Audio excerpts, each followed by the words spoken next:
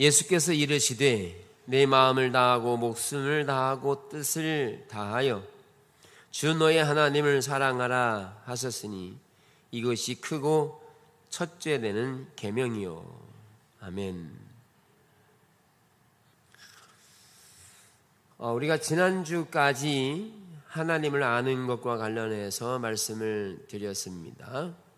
하나님을 아는 것은 하나님을 알 때 이론과 지식과 정보로 하나님을 알고, 그 이론과 지식과 정보로 아는 부분은 그것으로 끝나는 것이 아니라 이론과 지식은 실제적인 인격체이신 하나님을 경험하도록 방향을 제시하고 있다. 그래서 우리는 하나님을 알 때 인격체이신 하나님을 아는 것의 단계까지 가야 한다 하는 겁니다. 그래서 하나님을 알 때 그 하나님을 인격적으로 알면 하나님이 우리 안에 거하시고, 또 하나님이 우리를 통해서 하나님 나라를 이루어 가시고, 또 우리로 하여금 하나님을 사랑하고 이웃을 사랑하고 또 자신을 사랑할 수 있는 길을, 능력을 우리에게 주십니다. 그래서 하나님을 아는 것이 매우 중요하고요. 오늘은 그 하나님을 알 뿐만 아니라 하나님을 사랑하는 것과 관련해서 말씀을 드리겠습니다. 하나님을 아는 것과 사랑하는 것은 동전의 양면처럼 같이 붙어 있고, 그리고 하나님을 사랑하는 것과 연계해서 사랑하는 것과 또 뭐가 나오느냐 하면 순종이 나옵니다. 사랑은 곧 순종과 연결이 돼 있어서 그 사랑에는 어떤 순종을 통하여 그 사랑을 말하고 있기 때문에 우리는 이 세 가지 요소를 잘 염두에 둘 필요가 있습니다. 오늘 성경은 마음을 다하고 목숨을 다하고 뜻을 다하여 주 너의 하나님을 사랑하라 라고 말씀하십니다. 이게 첫째 되는 계명이라고 말하고 있습니다. 여기에서 내 마음을 다하고 목숨을 다하고 뜻을 다하여라고 하는 세 가지의 요소는 한마디로 간추리면 전 존재로 하나님을 사랑하라는 말과 같은 맥락을 가집니다. 전 존재로. 우리의 가진 모든 것을 다 가지고 하나님을 사랑하라, 이런 의미가 되겠습니다. 예수님께서 전 존재로 사랑하라고 말씀하실 때 우리는 하나님이 전 존재로 사랑한다는 것에 대한 의미가 무엇인가, 이것을 이해할 필요가 있습니다. 우리가 전 존재라는 말은 어떤 의미를 가지고 있는지. 하나님은 영이시기 때문에 눈에 보이지 않는, 즉 뼈와 살이 없으신 하나님이시기 때문에 하나님을 사랑하는 것은 인격을 가지신 분이기는 하지만 그분이 우리의 눈에 보이지 않아서 인격체와의 관계, 즉 사랑의 관계를 형성하는 것이 때로는 어려워질 수도 있다는 생각을 가질 수 있습니다. 눈에 보이는 것이라면 사랑하는 것에 큰 무리가 없을 수 있는데, 눈에 보이지 않기 때문에 하나님을 사랑한다는 말에 대해서 온 마음으로 전 존재로 사랑한다는 것을 어떻게 하는지, 이런 부분들을 좀 나누어 보도록 하겠습니다.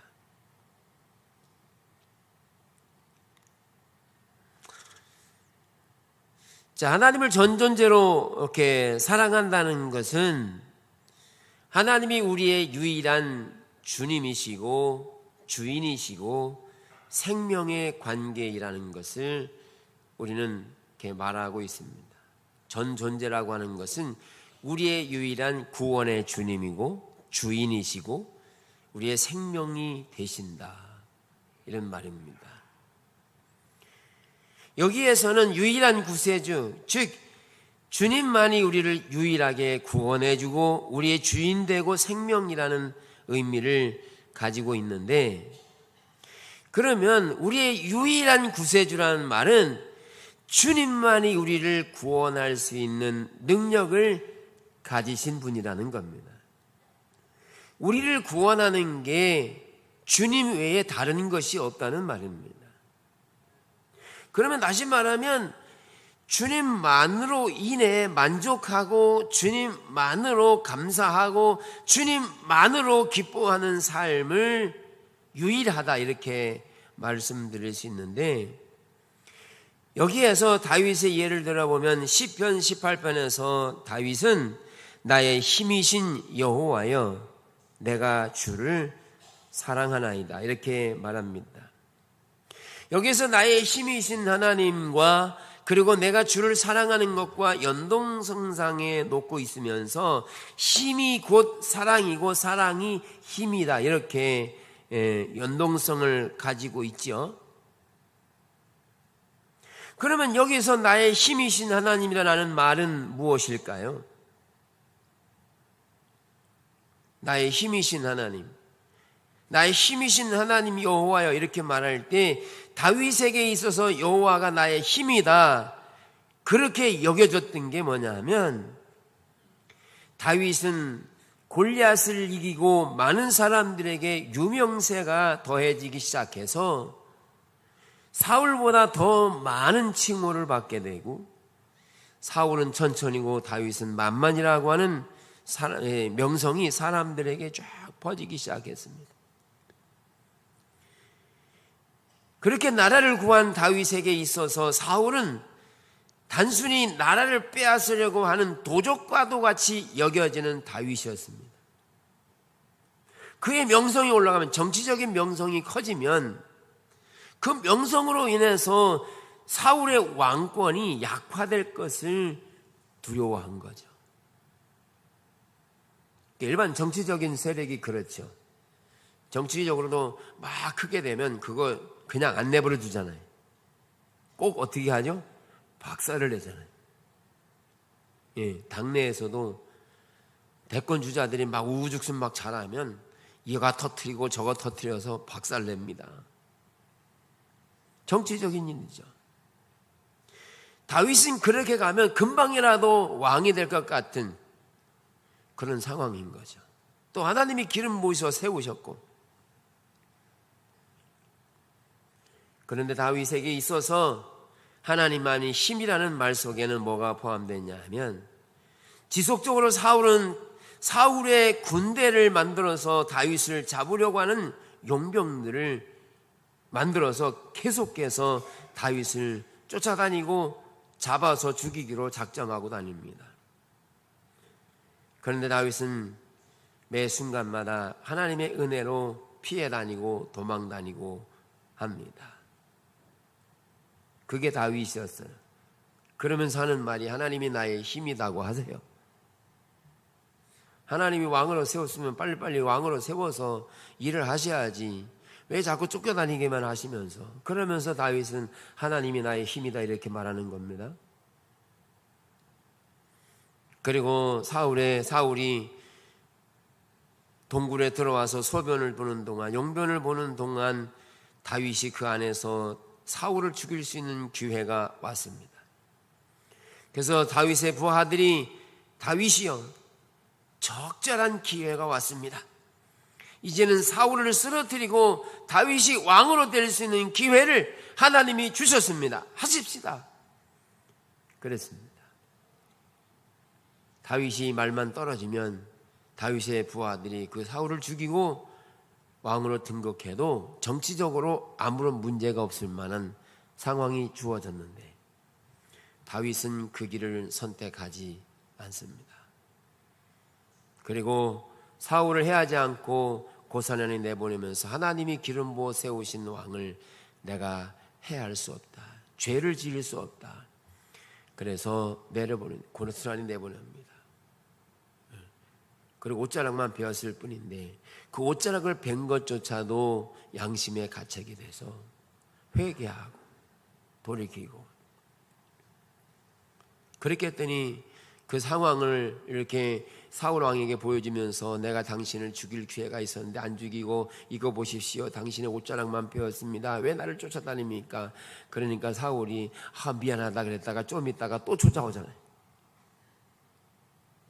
예. 그렇게 쫓겨다니는데 하나님이 자신의 힘이라는 겁니다. 또 한 번은 다윗이 블레셋으로 쫓겨가게 됐는데 다니다 갈 데가 없어서 블레셋으로 도망가게 됐는데 블레셋 가면 어떻습니까? 골리앗을 이긴 사람이니까 사람들이 두려워하지 않겠어요? 그래서 다윗이 무슨 짓을 하냐 하면 정신병자 역할을 합니다. 침을 질질 흘리면서 정신 나간 사람처럼 그렇게 행동합니다. 그랬더니 왕이 보고 정말 정신 나갔네. 그리고 내버려 두어서 그냥 거기서 그렇게 일정 기간을 보내는 상황을 보내. 근데 그렇게 사는 다윗이 하나님이 힘이라고 말합니다. 여러분, 이거는요, 다윗이 어렸을 때 왕으로 기름 붓고 그리고 하나님이 다윗을 통해서 골리앗을 이겨서 명성이 떨쳐지고 이런 정치적인 군사적인 명성이 떨쳐지는 그 가운데 그는 충분히 자신의 능력으로 할 수 있는 일들을 하지 않고 하나님이 세우실 때까지 그는 기다리고 인내하며 하나님의 질서를 따라서 그는 수치와 모욕을 감내하면서 그는 쫓겨다니고 불편함을 감수하고 다녔어요.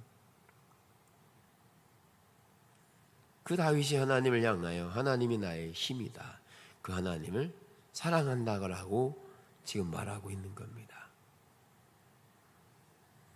우리는 주를 믿으면서 하나님만이 나의 힘이다라고 예배하고 기도하고 찬양할지 모르지만 삶 속으로 돌아가면 관계나 여러 가지 어려운 일들을 만나면 그때에도 여전히 하나님은 나의 힘이 되어서 그때 가운데도 감사하며 기뻐하며 즐거워하며 그 수치와 모욕과 때로는 아픔과 고난을 감사함으로 이겨내면서 하나님이 나의 힘이신지 아니면 환경이 힘인지를 하나님이 묻고 계시는 거죠. 그러니까 예배하고 찬양할 때는 하나님이 나의 힘이십니다. 아무리 찬양해도 우리의 삶의 언어를 통해서 삶에서 환경적인 요소를 가지고 누군가가 나를 미워하면 곧바로 거기와 싸우고 실망하고 좌절하면 그것은 하나님이 힘이 아니라 그 사람이 힘이 되고 그 환경이 힘이 되어져서 그는 하나님을 사랑하는 게 아닌 거죠. 다윗은 어떻게 했다고요? 수치와 모욕을 겪는 그런 상황. 그리고 다윗의 입장에서 생각해 보면 그 마음속에 얼마나 억울함이 있겠어요. 그는 사울을 대할 때마다 사울 왕이여 내가 무엇을 잘못했나이까? 내가 무엇을 잘못했기에 당신이 나를 이렇게 죽이려고 합니까? 그 항변하잖아요. 자신의 정직함을 계속 얘기하는데도 사울은 그걸 못 깨닫고 가까이 있을 때는 창을 던지고 멀리 있으면 군사를 보내고 사울에게 있는 귀신을 쫓아주면 좋았다가 또 금방 창을 던지고 그 사울을 향하여 그 사울이 힘이 아니라 그 사울을 통치하고 있는 하나님이 힘이 있어서 그 상황을 그대로 받아들이면서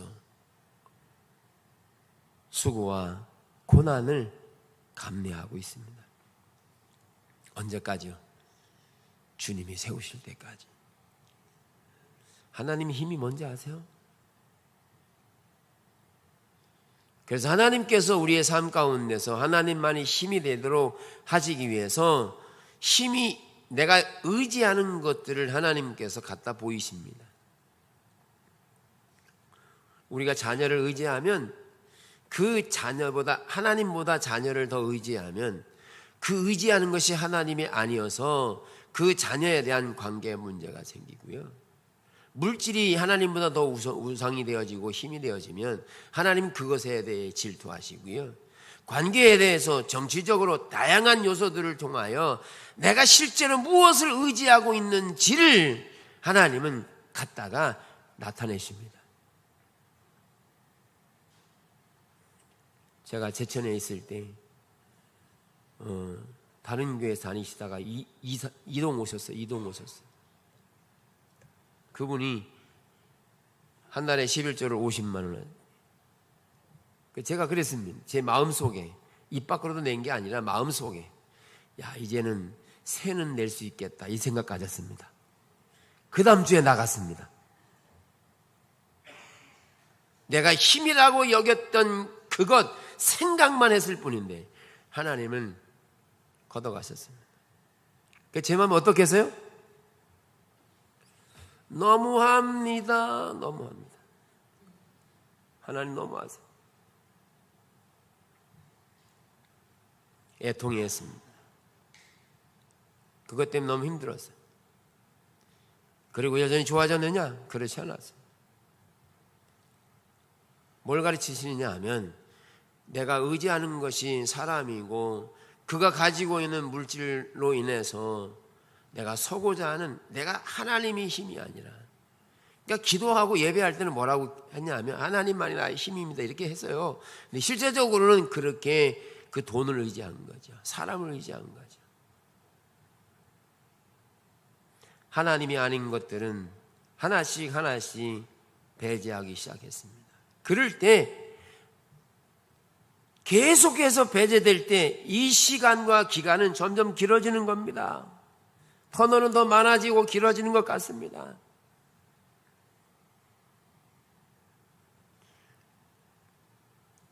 그래서 하나님께서 하나님만이 힘이 되도록 내가 의지하는 것들을 하나님이 테스트해 보신다는 거예요.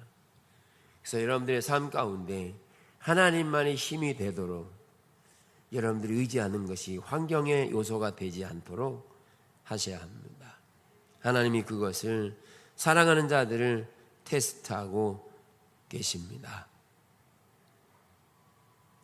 그런 일이 벌어질 때 놀라지 마세요. 하나님이 나를 사랑하시는구나 이렇게 보시면 되고요. 그래서 다윗이 나의 힘이신 여호와의 내가 주를 사랑하나이다 이렇게라고 고백하고 있는 것을 우리가 살펴볼 수 있는 겁니다. 그래서 사랑한다는 것에 대한 의미는 뭐가 있냐면 하나님을 온전히 온 마음을 다해서 이렇게 전존재로 사랑한다는 것은 그 전존재로 사랑한다는 것에 대한 하나님의 기준이 가려지면 안 됩니다. 하나님을 전존재로 사랑한다는 말이 어떤 의미인지를 말씀드렸는데, 그런데 하나님을 사랑한다는 것에 대한 기준이 있는데 그게 뭐냐면 하나님께서 사랑한다는 기준과 내가 사랑하는 기준이 다르면 안 됩니다. 우선 호세아나 바리새인 시대에 그들이 하나님을 사랑한다는 것과 하나님이 사랑한다는 것에 대한 예를 보면 바리새인 시대에 그들은 하나님을 사랑하는데 어느 정도 사랑했느냐 하면 하나님께서 말씀하신 모든 의식과 절기와 그리고 제사를 드리되 아낌없이 드리고 11조를 드리되 온전하게 드리고 떨어지는 나락이라도 10분의 1을 또 드리고 철저하게 잘 드린 장본인들이 바리새인들이었어요.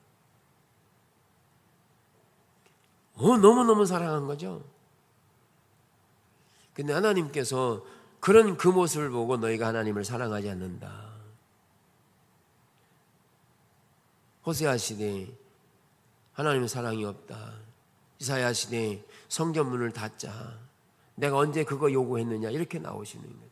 그러면 하나님께 드리는 의식에 문제가 있는 게 아니라 그들은 하나님께 의식은 온전히 철저하게 잘 했는데 무엇이 문제냐면 하나님이 사랑한다는 의미가 뭐냐면 우리가 의식을 드리고 나서 나머지의 삶을 예배 드린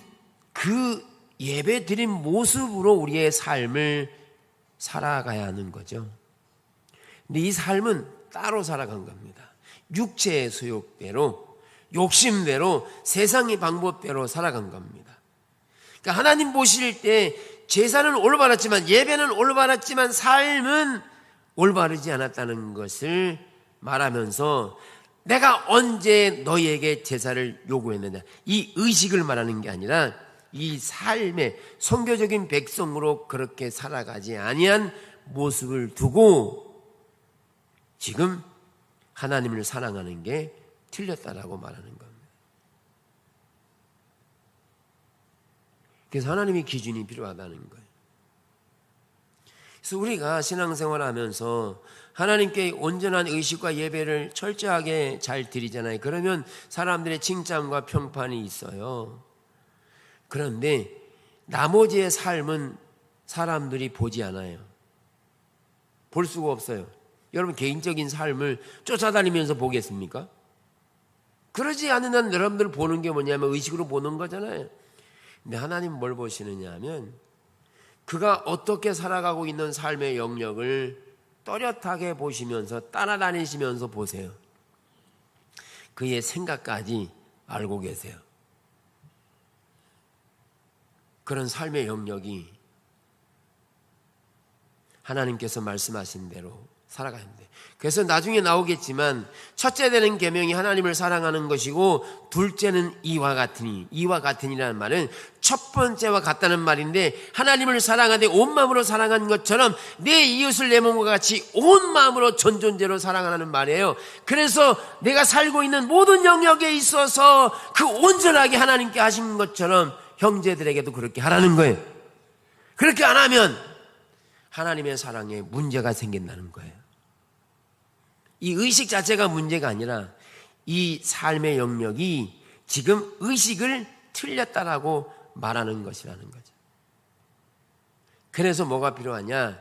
하나님을 사랑한다는 것에 대한 기준이 없으면 내가 의식을 많이 드렸기 때문에 하나님을 사랑한다라고 말한다는 거죠. 사랑한다는 것에 대한 의미는 그러니까 부부로 쉽게 말하면 남편이 아내에게 모든 의식을 다 해요. 선물도 다 주고 생일 때 되면 저기 때 되면 모든 걸 다 해주고 나갔다 들어오면서 모든 필요를 다 채워주고 근데 마음은 옆집 여자한테 가 있어. 그러면 사랑하는 거예요? 안 사랑하는 거예요? 다 아시면서 대답 안 하시는 거죠?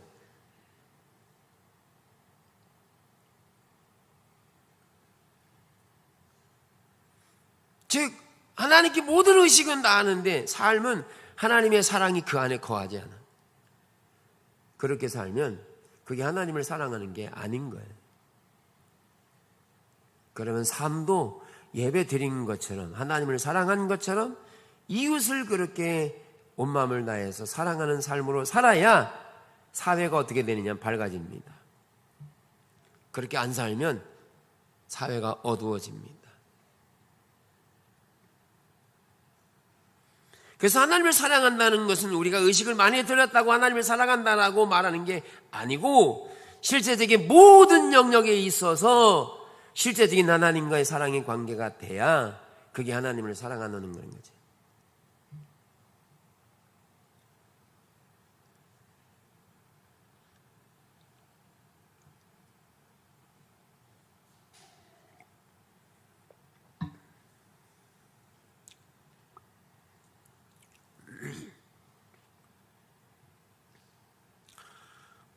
그래서 우리는 하나님을 사랑한다는 것에 대한 의미는 뭐냐? 전존재로 하나님을 사랑하는 것이고 영적 분별력 가져야 될 것은 하나님을 의식으로만 들여서 하나님을 사랑한다고 말하면 안 되고 실제적인 삶의 모든 영역에 있어서 하나님을 사랑하는 것처럼 이웃을 사랑하는 삶으로 살아가지 않으면 안 된다는 거죠. 이게 많은 분들이 이런 일들을 겪어요.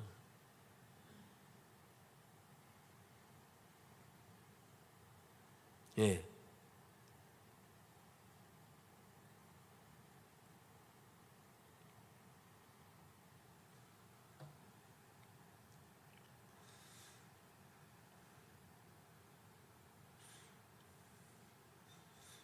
그러니까 기도할 때는 하나님께 이 민족과 이 나라를 구원해 주세요라고 기도합니다. 실제로. 그러니까 하나님 이 민족과 그리고 열방을 구원해 주세요. 왜냐하면 성경에 모든 민족이 구원 얻기를 하나님 원하시니까. 그래서 그런 민족이 다 구원 얻기를 기도하고 열심을 내서 기도합니다. 근데 실제적인 부분에서 그 민족과 맞닿은 것의 관계대로 실제적인 관계가 이루어질 때는, 그때는 하나님이 말씀하신 내용이 나오는 게 아니라 내 개인적인 사견이 나오고 내 욕심에 의해서 그 일이 나오는 거죠. 그거는 두 가지가 안 맞는 거죠.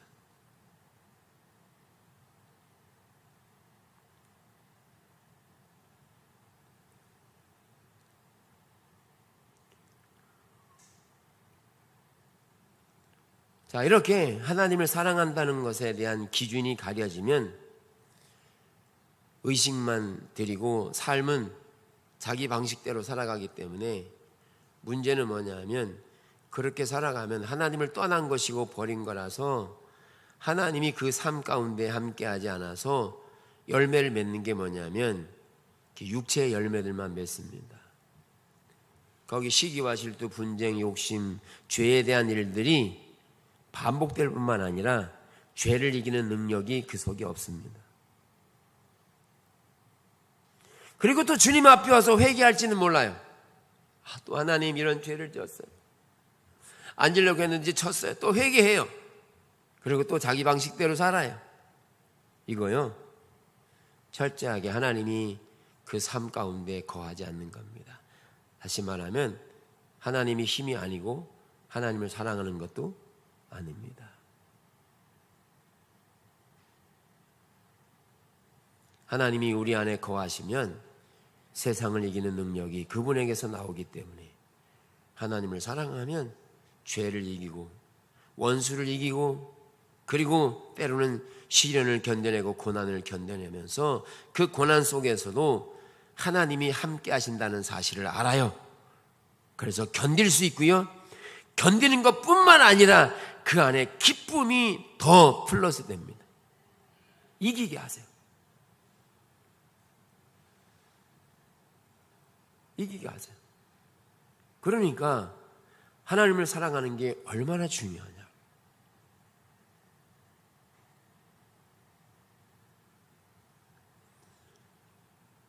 자, 이렇게 우리는 하나님을 사랑하기를 원해요. 그죠? 사랑하기 원하죠? 근데 우리는 기도에 하나님 앞에 나아가서 하나님 알게 해주세요 막 기도합니다. 근데 하나님이 잘 안 알아진다는 거예요. 하나님 알기를 기도는 많이 하는데 하나님이 안 알아줘요. 문제가 뭐냐 하면 하나님을 이론적으로 모르기 때문에, 하나님이 어떠한 분인지를 하나님의 기준에 의해서 보여지지도 않지만 하나님이 어떤 분인가에 대해서 이론적인 지식이 없기 때문에 실제이신 하나님을 사랑할 수 없는 겁니다.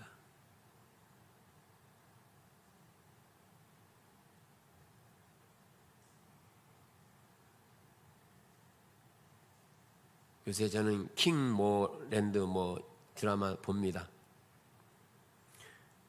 예. 그 주인공 여자의 할머니가 이런 말해요. 손녀딸 좋아하지? 그러니까 좋아한대요. 뭐 좋아하는지 알아? 모른대요.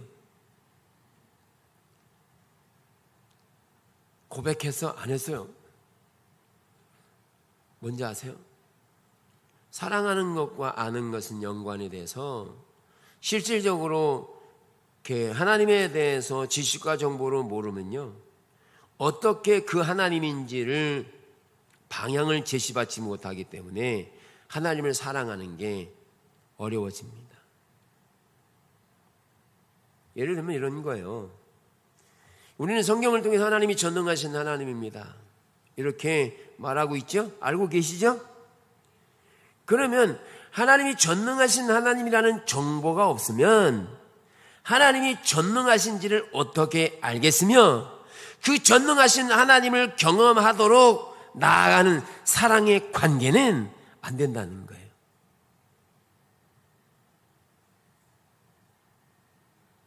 하나님 위로의 하나님이세요. 그거 이미 성경이 말씀하고 있기 때문에 알려주신 거죠. 그러면 여러분들이 위로를 받으려면 성경에 기록된 말씀에 의지해 하나님은 위로의 하나님이라고 말씀하셔서 그 말씀을 의지해 실제적인 하나님께로 나아가야 하나님이 그 시간에 위로가 되고 힘이 되는 거지. 이 지식과 정보가 없는데 하나님을 사랑하는 게 가능하겠냐고요. 물론 이론과 지식을 알기 전에 먼저 마음부터 옵니다. 사랑의 관계는요, 마음부터 와요. 그런데 하나님을 더 지속적으로 사랑하려면 그 하나님을 알지 못하면 하나님을 지속적으로 더 깊게, 더 높게, 더 넓게 그 길이를 측량할 수 없게 됩니다. 그래서 성경을 읽으라는 거예요. 말씀을 들으라는 거예요. 하나님이 어떤 분인가를 알고 그 하나님을 토대로 해서 하나님이 그런 하나님으로 인식하고 주님을 찾고 나아갈 때 하나님이 그러한 하나님으로 나와 동행하시는 하나님이세요. 그래서 하나님을 아는 만큼 사랑할 수 있게 되는 거죠. 그래서 우리의 모든 관계가 마찬가지죠. 서로 알게 되어지면 아는 만큼 더 깊게 사랑할 수 있고 인내할 수 있는 거죠. 그러지 않으면 지속적으로 오해만 할 겁니다. 왜냐하면 어떤 순간으로 인해서 오해하죠. 오해하고 싫어한다고 말하고 낙심하고 이런 것은요, 어린아이와 같은 겁니다.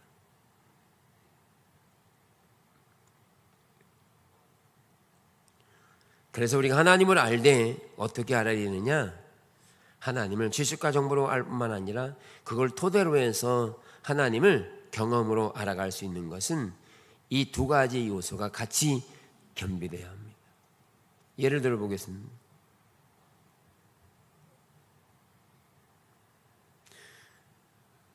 이제 예배가 아닌 다른 장소에서 질문합니다. 성도님, 하나님이 지금 사랑하고 계십니다. 그러면 그 하나님이 나를 사랑하신다는 말을 들을 때 실제입니까? 아닙니까? 너무 좋아가지고 할렐루야 이렇게 돼야 되는데 내가 뭐 사랑받을 일을 했나? 이러는 거죠. 기도도 못하고 헌금도 못하고 막 이랬는데 하나님 널 사랑하시겠어? 이렇게 반응하면 성경이 말하는 하나님이 우리를 사랑한다는 것에 대한 기준이 가려진 겁니다. 왜?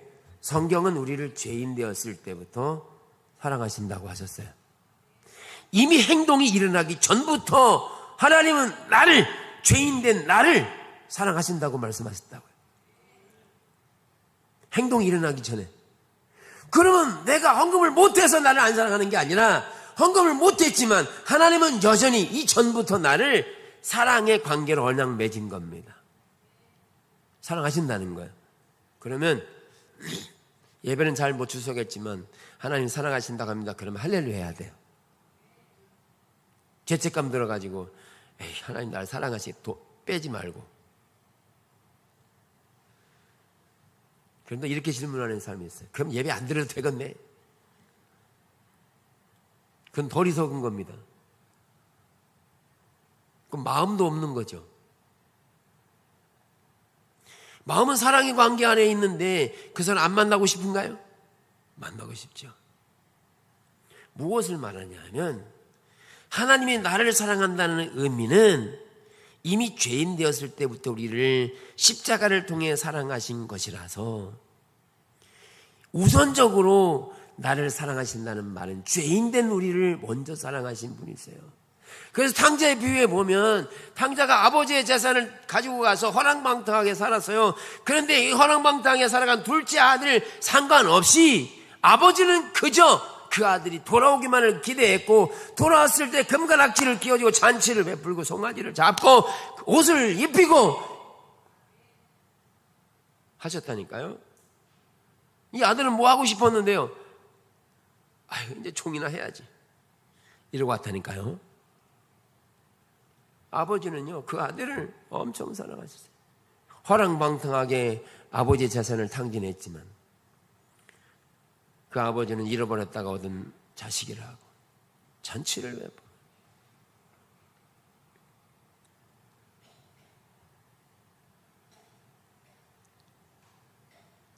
하나님 우리를 어떻게 사랑하시는지를 철저하게 잘 이해하셔야 합니다.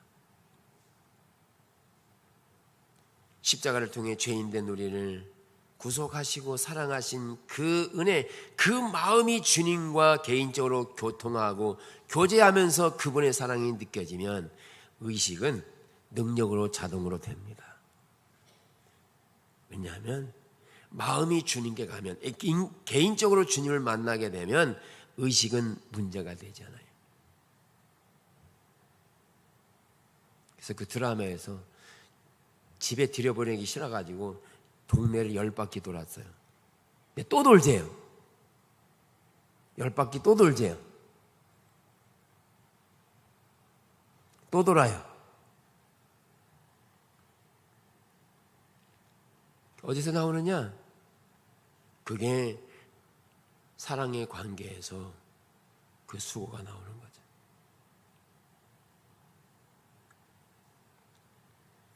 그래서 우리는 하나님을 개인적으로 사랑하게 될 때 이 세상을 살아가는 모든 능력, 즉 하나님을 사랑하는 것, 자신을 사랑하는 것, 이웃을 사랑하는 능력을 우리에게 부어 주십니다. 그래서 하나님을 알게 하는데, 내가 아버지의 이름을 그들에게 알게 하였고 또 알게 하리니 이는 나를 사랑하신 사랑이 그들 안에 있고 나도 그들 안에 있게 하려 함이라. 예수님이 하나님 안에 계약하시면서 그분 안에서 사랑이 나왔고 그분 안에서 사랑이 나오면서 그분이 하신 모든 일들은 누가 나에게 강요하는 게 아니라 내가 스스로 이 목숨을 버린다라고 말합니다. 누가 내게 강요한 게 아니라 나는 스스로 이 일을 버리는데, 왜? 아버지가 나를 사랑하기 때문에 내가 아버지를 사랑하고 이 관계 안에서 내가 스스로 목숨을 버리는 일이 나오는 거예요.